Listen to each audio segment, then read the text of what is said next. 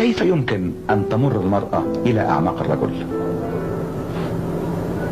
تمر المرأة إلى أعماق الرجل بالذكاء. المرأة الغبية لا تمر مطلقا، يعني كل الطرقات مسدودة فيك.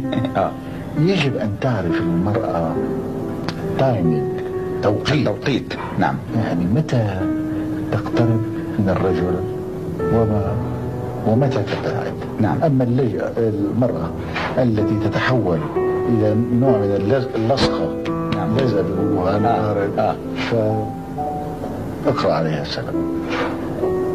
هناك يعني سياسي في الحب، يعني في ذكاء بعملية الحب، في نوع من التكتيك.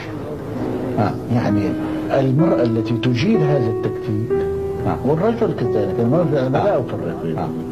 الرجل والمرأة اللذان يجيدان هذا التكتيك أعتقد ينجحان.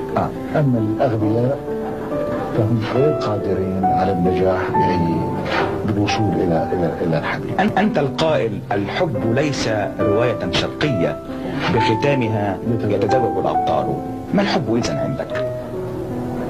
في البيت الثاني لكنه الإبحار. الحب يعني نعم، الحب ليس رواية شرقية بختامها يتزوج الأبطال، نعم، لكنه الإبحار دون سفينة وشعورنا أن الوصول محال.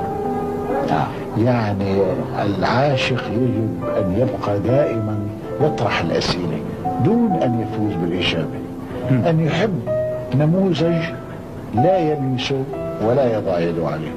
أما التملك فهو قتل للحب.